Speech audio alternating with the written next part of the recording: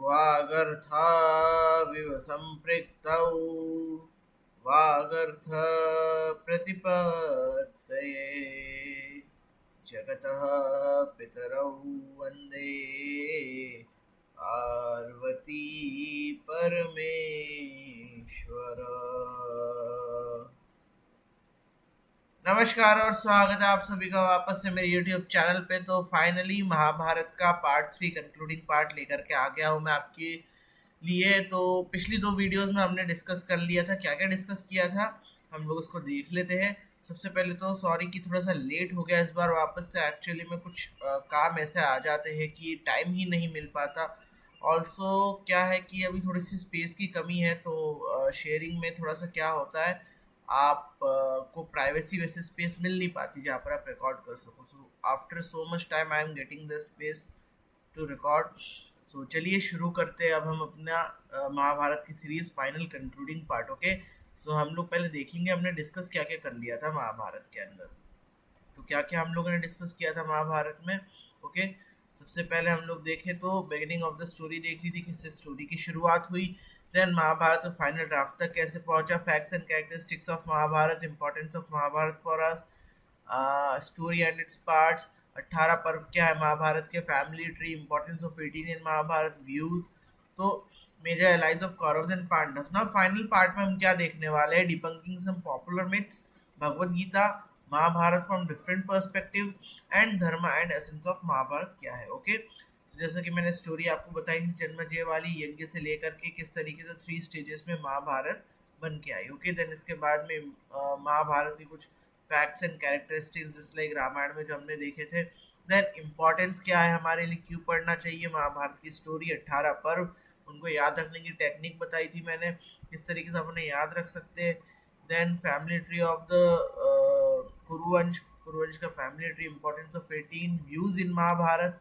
और इसके बाद फिर हम लोगों ने व्यूज इन महाभारत के बाद में क्या देखा था, some major allies of Kaurava and Pandava through the geography of Mahabharata. Okay, now आज से हम लोग इस वीडियो से देखेंगे debunking some popular myths. Okay, so कुछ मिथ्स है महाभारत के जो हमारे बीच में प्रचलित है, जिसको गलत तरीके से प्रस्तुत किया गया है। तो क्या है वो, आइए उसको समझने की कोशिश करते हैं। सबसे पहला was Eklavya deprived by Dronacharya. अभी आक्षेप लगाया जाता है कि एकलव्य को द्रोणाचार्य ने इसीलिए नहीं शिक्षा दी क्योंकि वो अलग जाति का था या अर्जुन को श्रेष्ठ बनाना चाहते थे। लेकिन क्या है उसका असली रीजन, आइए समझते हैं। तो सबसे पहले देखें हम शुरुआत में कि जब एकलव्य उनके पास में गया था, द्रोणाचार्य के पास में शिक्षा लेने के लिए, तो चूंकि द्रोणाचार्य जब इस स्थिति में थे, उनके पास कुछ था नहीं जीवन यापन के लिए, तब कुरुवंश ने, जो हस्तिनापुर के राजा थे, धृतराष्ट्र ने उन्हें अपने आसरा दिया, शरण दी, उनके लिए आश्रम बनवाया और उन्हें कहा कि वह सिर्फ और सिर्फ उन्हीं के बच्चे यानी कौरव और पांडवों को शिक्षा देंगे और किसी को नहीं देंगे। ठीक, दूसरी चीज ये है कि एकलव्य जो था, he is the son of the commander in chief of enemy of Hastinapur, यानी जो जरासंध था, उसके जो आर्मी चीफ कमांडर थे उनका बेटा था, है ना, Nishad. That is different case, लेकिन वो क्या था, उनका बेटा था। अब यदि द्रोणाचार्य एकलव्य को सिखाते तो ये अपने जो उन्होंने वादा किया था उसके साथ धोखा होता, अपनी विद्या के साथ धोखा होता उनकी, है ना। तो इसीलिए जब एकलव्य ने उनको बार बार कहा, अच्छा इसमें गलती एकलव्य की भी है, क्या है, आप किसी भी चीज को एक व्यक्ति के ऊपर बार बार थोपने की कोशिश करते हो ना, तो उससे सामने वाला व्यक्ति फ्रस्ट्रेट होकर फिर आपको वैसा करता ही है जैसा आप चाहते हो। अब उनने बार बार द्रोणाचार्य से कहा कि नहीं, मैं आपको गुरु दक्षिणा देना चाहता हूँ, देना चाहता हूँ, देना चाहता हूँ। उनने मना भी किया, लेकिन फिर अंत में जाके उनने कहा ठीक है अंगूठा दे दो। अब उनने अंगूठा क्यों मांगा, ये बहुत इंपॉर्टेंट चीज है। दरअसल जब भी आप किसी आर्चर को देखोगे तो वो क्या 2 उंगलियों से पकड़ के चलाता है, अंगूठे का तो कुछ काम नहीं होता है। लेकिन अंगूठे से क्या होती है, एक्स्ट्रा फोर्स मिलती है हाथ को, तो उससे निशाना सटीक लगता है। तो क्या होता है, अंगूठे से आप तीर नहीं पकड़ते, लेकिन वो फोर्स को, आपको डायरेक्शन को हेल्प करने में एनेबल करता है। अब जब द्रोणाचार्य ने उनका अंगूठा ले लिया, तो उससे क्या हुआ कि उनके जो डायरेक्शन का और जो फास्ट मूवमेंट था वो कम हो गया। लेकिन द्रोणाचार्य ने ये क्यों किया, मैंने बताया, क्योंकि उनको सबसे पहले वो हस्तिनापुर के शत्रु का कोई रिलेटिव था। ऑब्वियस सी बात है, तो शत्रु को क्यों हुआ ज्ञान दे, है ना। तो इसीलिए उन्होंने क्या किया, उससे उसका अंगूठा लिया, ताकि ये एक इस तरीके से भी काम करेगी, किसी भी व्यक्ति को किसी को ज्यादा फोर्स नहीं करने। यदि आप उसे गुरु मानते थे, उन्हें गुरु मानते थे, उनने आपको आज्ञा दी मुझे कुछ नहीं चाहिए, तो आप उनसे उसी समय चले जाते, है ना। और दूसरी चीज ये भी है कि कभी भी व्यक्ति जो है वह अपने वादे से नहीं मुकरता है, अपने वादे से वह नहीं मुकर सकता, है ना। क्योंकि यदि अपने वादे से मुकर जाते तो क्या होता, फिर उनको सिखा देते, तो फिर इनके बातों की वैल्यू नहीं रहती। इसीलिए तो एकलव्य को सिर्फ इसीलिए उन्होंने नहीं किया कि अर्जुन को महान बनाना था, अर्जुन को महान धनुर्धर बनाना था, या अपना बदला लेना था वहां से, द्रुपद से, बट इसीलिए भी हस्तिनापुर की रक्षा के लिए भी, कि हस्तिनापुर की भी रक्षा हो सके। अदरवाइज एकलव्य अच्छा यदि एक योद्धा बनता तो हस्तिनापुर के लिए खतरा होता है ना। तो ये दूसरी चीज हुआ सूत। अब सूत पुत्र कर्ण बोलते हैं क्योंकि ऑब्वियसली उसी पे सूत का हम लोग बहुत आक्षेप लगाते हैं, लेकिन सूत एक्चुअली में आखिर होते क्या है ना, ये भी समझने की जरूरत है हमको। तो सूट्स एक्चुअली में क्या होते हैं, कि सूत जो होते हैं, they were actually communities who were born from Kshatriya fathers and brahmin mothers, okay. They mostly took careers as charioteers, apart from being storytellers, history recorders and ministers. So सूत पुत्र यदि कोई सूत व्यक्ति, उसका काम सिर्फ रथ चलाना नहीं, वह एक स्टोरी टेलर भी है, कवि भी है, वह हिस्ट्री रिकॉर्डर भी, और मंत्री भी बनता है, ठीक है। तो सूत कोई गाली नहीं है, बट हाँ एक राजा की वैल्यू नहीं है, क्योंकि उसमें ऑब्वियसली दो जब आपके सिमिलर लेवल्स ऑफ स्टेटस का मिलन नहीं है ना, तो उसमें आप ऑब्वियसली एक जगह सरवाइव उस लेवल पे नहीं कर सकते ना। कर्ण के अलावा सूत और कौन थे, संजय, जो जिन्हें दृष्टि मिली थी, जिनको दिव्य, जिससे उन्होंने धृतराष्ट्र को महाभारत का वृतांत बताया, सुदेशना वाइफ ऑफ राजा विराट, और उनके जो साड़ू भाई थे, यानी कि सुदेशना की जो भाई थे कीचक, ये तीनों भी क्या थे, सूत थे, है ना। तो सूत मतलब not only the charioteer but also the person who records the historical events, who is a storyteller, and who is also serving minister in the court of the king, okay. Now the third myth is, was Krishna liable for Kurukshetra war? सब श्री कृष्ण पे आक्षेप लगाते हैं कि उन्हीं के कारण यह युद्ध हुआ, लेकिन यदि आप महाभारत देखो तो कई बार श्री कृष्ण ने कौरवों को, दुर्योधन को समझाने की कोशिश करी, है ना, कि युद्ध मत करो तुम्हारी हानि होगी। इवन वो ये भी कह रहे थे कि दो न्याय अगर तो आधा दो, पर उसमें भी यदि बाधा हो तो दे दो, केवल 5 ग्राम रखो अपनी धरती तमाम, हम वही खुशी से खाएंगे, परिजन पे असी न उठाएंगे। कि तुम चलो राजपाट मत दो, कोई प्रॉब्लम नहीं, सिर्फ 5 गांव दे दो, हम उसी में खुश हो जाएंगे। लेकिन दुर्योधन क्या बोला, सुई की एक नोक के बराबर भी मैं भूमि का एक भाग नहीं दूंगा। अब बताओ, जब श्री कृष्ण समझाने का प्रयास कर रहे हैं, समझ ही नहीं रहे वो, इसमें श्री कृष्ण कैसे लायबल हो गए। सो कृष्ण युद्ध के लिए जिम्मेदार नहीं थे। युद्ध क्यों हुआ, कौरवों के अपने हट से हुआ, है ना। ना इसके बाद में हम देखें हमारा next topic, that is Bhagavad Gita, exploring the essence and teachings, okay. ना जैसे कि मैंने कहा, हम जब महाभारत देखते हैं तो उसमें भगवत गीता एक इम्पॉर्टेंट पार्ट प्ले करता है। क्यों, बिकॉज भगवत गीता जो है यह एक एसेंस ऑफ लाइफ है, moral of teaching of life है, कि किस तरह से जीवन जीना है, सरवाइव करना है, क्या जीवन में हमें मुसीबतों से कैसे सामना करना है, ओके।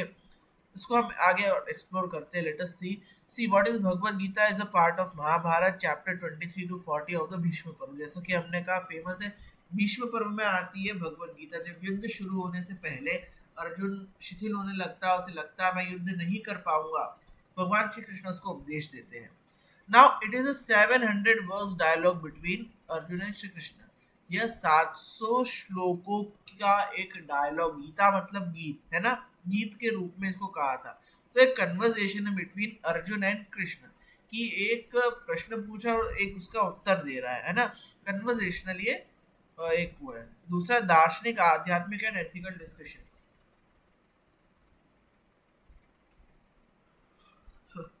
इसके अंदर दार्शनिक है ना, फिलोसफिकल, आध्यात्मिक और एथिकल डिस्कशंस किए गए, किस तरीके से लाइफ की चीजें होती है। ओके, और डिटेल में देखें तो स्ट्रक्चर ऑफ गीता ना, 18 चैप्टर्स, जैसे हमने देखा 18 पर महाभारत में, भगवत गीता के भी 18 चैप्टर्स है, और उन्हें मेनली 3 पार्ट्स में, 3 पार्ट में, 3 भाग में बांटा गया है। क्या?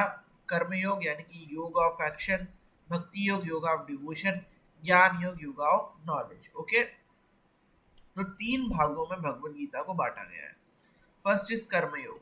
इसकी मुख्य मुख्य टीचिंग्स क्या है? Importance of performing one's duty without attachment to the outcomes, कि आप अपना कार्य करो इस चीज से इतर होके कि आपको फल क्या मिलने वाला है, उसका रिजल्ट क्या आने वाला है। रिजल्ट वही मिलेगा जैसा आप काम करोगे। So rather than focusing on the result, focus on your work, focus on your efforts, because right efforts will result you in the right, you can say the implications of the कर्म which you do. Okay, action in according with धर्म, आप धर्म के साथ चलो, धर्मयुक्त कार्य करो, तो आपको उसी हिसाब से उसके फल मिलेंगे। ओके, और उसके लिए सबसे एक उपयुक्त श्लोक क्या है? कर्मण्येवाधिकारस्ते मा फलेषु कदाचन मा कर्मफल हेतुर्भु मा ते संगोस्त्व कर्मणि, यानी कि अपना कार्य करो और उस रिजल्ट से अटैच मत हो, जो रिजल्ट होना होगा वो डेफिनेटली मिलेगा, जस्ट आप अपना काम करो। ओके, दिस इज द कर्म योग। भक्ति योग, सेकंड योग, भक्ति क्या? Devotion and surrender to me as the ultimate path of the moksha, कि प्रभु कह रहे, ईश्वर कह रहे कि आप सब छोड़ो, सिर्फ मुझे अपना सरेंडर कर दो। अब आप जो भी कर्म कर रहे हो, आप वो मुझे साक्षी मान के मुझे सरेंडर कर दो, और बाकी मैं देख लूंगा मुझे उसमें क्या करना है। The importance of faith, love and dedication to the Prabhu Ishwar, कि आपका उसमें फेथ, आपकी उसमें आस्था, विश्वास, और ईश्वर के प्रति जितनी श्रद्धा होगी, ईश्वर आपके साथ उसी तरीके से आपको मदद करेंगे। इसके लिए श्लोक क्या है? Surrender all actions to me and I shall protect you from sin. क्या? सर्वधर्म परित्यज्य मामेकम शरणं व्रज अहम तुम सर्व पापेभ्यो मोक्षयिष्यामि मा शुच, यानी सब कुछ छोड़ के तुम मेरी शरण में आ जाओ, मैं हर पाप से मुक्ति दूंगा, शोक मत करो, मेरी भक्ति में तुम लीन हो जाओ। ओके, दिस इज भक्ति योग, की प्रभु की भक्ति करना, ईश्वर की भक्ति करना, एंड अपने कर्मों को उसके अकॉर्डिंग करना, उनको अर्पित करके करना। That is what the essence of the भक्ति योग। नेक्स्ट इज द ज्ञान योग, द नॉलेज, कि अब आपने कर्म किया, आपने भक्ति करी, अब ज्ञान, तो नॉलेज ऑफ सेल्फ, आत्मा एंड अल्टीमेट ब्रह्म। जब हम उपनिषद देखते हैं तो उपनिषद में 2 चीजें हैं, आत्मा और परमात्मा। तो परमात्मा को ब्रह्म कहा गया है, और वही ब्रह्म का अंश हम सभी के अंदर है, जिसे हम आत्मा कहते हैं। तो ज्ञान योग में बताइए कि जब आपको स्वयं का, आत्मा का, उस परमात्मा का नॉलेज हो जाएगा, उस समय आपको मोक्ष मिल जाएगा। So understanding the impermanent nature of the physical world, यह जगत क्या है? माया है। ब्रह्म सत्य, जगत मिथ्या, है ना। तो यानी कि जो ब्रह्म, जो ईश्वर है, वही सत्य है, और जो जगत है वह मिथ्या है, माया है। इस चीज को समझो, soul is eternal and unchanging. क्या? कि न कि जो आत्मा है आपकी, वह इटर्नल है, शाश्वत है। उसे आप अग्नि जला नहीं सकती, पानी बहा नहीं सकती, हवा उड़ा नहीं सकती, है ना, चाकू से, तलवार से काट नहीं सकते। तो क्या आत्मा जो है वह शाश्वत है ना। नैनम नैनम छिन्नते शस्त्राणि नैनम दहति पावक वाला श्लोक जो है, दैट सिंपली उसको एक जिस्ट लाता है ज्ञान योग का। तो हमने कहा कर्मयोग, भक्ति योग, ज्ञान योग। कर्मयोग में क्या है? Do your karma but do not get attach with the results. Bhakti Yoga में क्या है? Surrender yourself to me and I will take care of you. Gyan Yoga में क्या है? Understand that this soul is the ultimate truth and rest of the world is a myth. Okay, this is Bhagavad Gita in nutshell. Because Bhagavad Gita अपने आप में एक बहुत बड़ा विषय है, उसे हम लेंगे तो बहुत अलग टाइम लगेगा। लेकिन चूंकि हम एक महाभारत के पर्सपेक्टिव से पढ़ रहे हैं तो इसका हम लोग सिर्फ एक इम्पॉर्टेंट डिस्ट्रिक्ट रिव्यू लेंगे. Okay, these are the three implications, three parts of Mahabharata, sorry Bhagavad Gita. Now दार्शनिक, आध्यात्मिक एंड एथिकल कॉन्सेप्ट. सो धर्म यानी राइटियस ड्यूटी, अपना सही कार्य करो. मोक्ष, मोक्ष कब मिलेगा? जब आपको ज्ञान होगा कि आत्मा और परमात्मा का क्या रिलेशन है. तो जन्म और मरण से मुक्ति.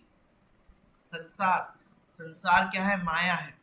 यदि आप कर्म के बंधन में फंसे रहोगे, बंधन में फंसे रहोगे, अटैचमेंट में रहोगे, तो आपको वापस से जन्म लेना पड़ेगा, फिर मृत्यु, फिर जन्म, ये साइकिल चलती रहेगी.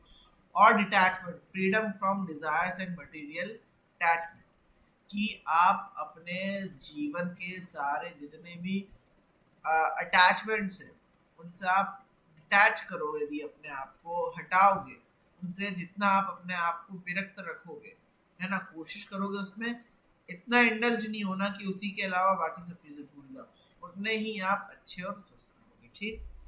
भगवत Gita relevance today, guiding on facing moral dilemmas. Obviously काफी आजकल पॉपुलर है. जब भी हम किसी मुसीबत में, दिक्कत में फंसते तो क्या कहते हैं कि भगवत गीता पढ़ लो, भगवत गीता में उसके सॉल्यूशंस है. ऑब्वियसली यदि हम देखें तो भगवत गीता में सॉल्यूशंस मिलते हैं.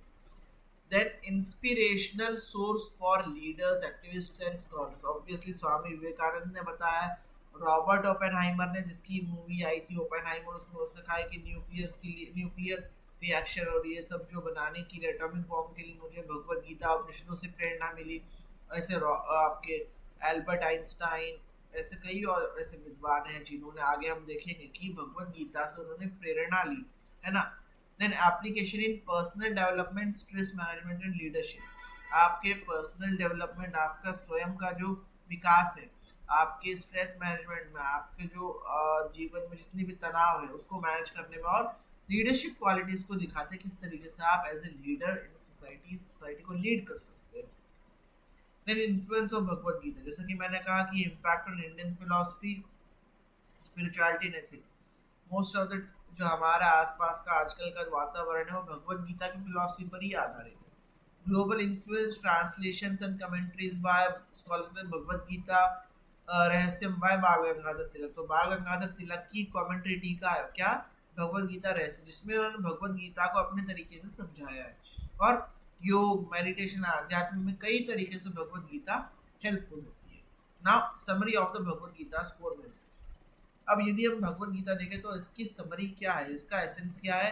Align actions with higher purpose of duty. Dharma, आपका कार्य होना चाहिए कि आप बहुत बड़े कार्यों के लिए, अच्छे कार्यों के लिए, जिससे समाज की भलाई, आप अपने आप को उसमें इन्वॉल्व करो, रादर देन छोटी मोटी चीज़ों में जिससे आपका मोह हो, जिसमें आपको चीज़ें आपसे अलग होती जाए ना, जो आपको अपने अंदर जोड़ के रखे.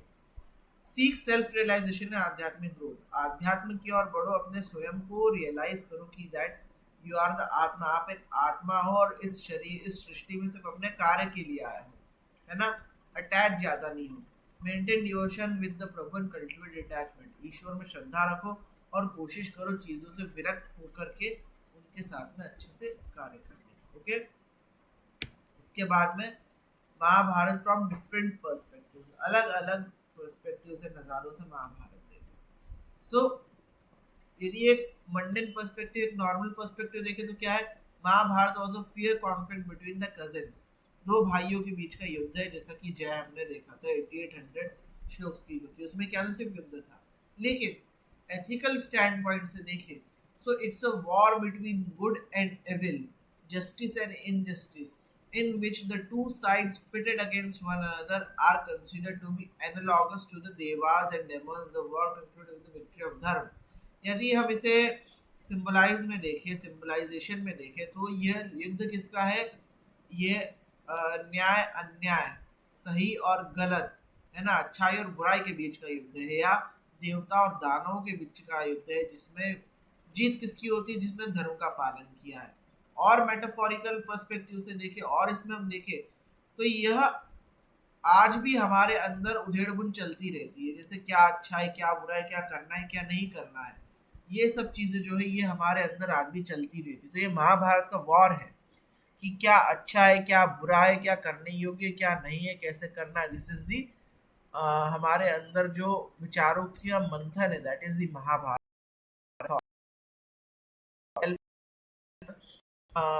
Victorious in the conflict against the lower self. तो यदि कौरव देखे तो वो क्या है, बुराई है, वह लोअर सेल्फ है कि जो इस सृष्टि में अपने आप को बांधे रखना चाहता है। पांडव कौन है, वह आत्मा है जिन्होंने ब्रह्म यानी श्री कृष्ण की मदद से क्या वो पहचान गए श्री कृष्ण ब्रह्म है।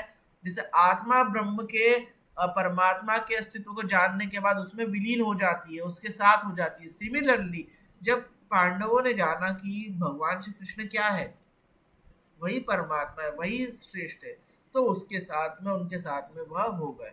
तो हमें अपने ईश्वर प्रभु के साथ में, ब्रह्म के साथ में अपने आप के तदाद में बैठाने की कोशिश करनी, that is the teaching. Then the events and teachings of love, war, morality, sacrifice, convey, तो ये सब चीजें मोटा मोटी ये है कि इसमें दुनिया भर की जितनी चीजें, जैसा मैंने कहा यन्ना भारत है तन्ना भारत है, जो भी इस दुनिया में मौजूद है, जो भी इस दुनिया में चीजें हो रही है, that has been happened in Mahabharata, वह महाभारत में हो रखा है। और जो इस दुनिया में कहीं नहीं, जो इस महाभारत में कहीं नहीं है, वो दुनिया में कहीं नहीं है। तो वेद व्यास जी ने ऐसे ग्रंथ की रचना करी जिसमें उन्होंने सृष्टि के समस्त चीजों को इन्वॉल्व किया। Okay, now last point is dharma and the essence of Mahabharata. धर्म क्या है और महाभारत का आखिर एसेंस जिस्ट क्या है, उसको हम एक नटशेल में देखें तो क्या है। व्यास कहते हैं महाभारत के थ्रू, धर्म एव हतो हंति धर्मो रक्षति रक्षिता, यानी धर्म की जो रक्षा करते हैं, धर्म उनकी रक्षा करते हैं और करता है, और जो धर्म को मिटाने का, धर्म के हनन का, धर्म को नष्ट करने का प्रयास करते हैं, धर्म उन्हें ही मिटा देता है। ओके, सो इसी के साथ महाभारत की सीरीज हमारी यहीं पे समाप्त होती है। आशा करता हूँ आपको समझ में आया होगा, अच्छा लगा होगा। आपको जो भी लगे आप कमेंट बॉक्स में बता सकते हैं। और आप सबका धन्यवाद साथ बनाए रखने के लिए। मिलता हूँ आप सबसे जल्दी किसी अन्य वीडियो के साथ। तब तक चैनल को लाइक कीजिए, शेयर कीजिए, सब्सक्राइब कीजिए, सपोर्ट कीजिए। और आपके आशीर्वाद से, आपकी सहायता से शायद हम लोग मिल कर के इस सृष्टि में आगे बढ़ेंगे, अच्छा करेंगे, अच्छी चीज़ें जानेंगे, समझेंगे। और तब तक के लिए आपसे कहूँगा लाइक शेयर सब्सक्राइब कीजिए, मेरे चैनल को सपोर्ट कीजिए, बहुत ज़रूरत है आपकी। तब तक स्वस्थ रहिए, व्यस्त रहिए, मस्त रहिए, अपना ख्याल रखिए, अपने परिवार के लोगों का ख्याल रखिए। और सभी को, आप सभी को जय श्री कृष्णा, नमस्कार, धन्यवाद।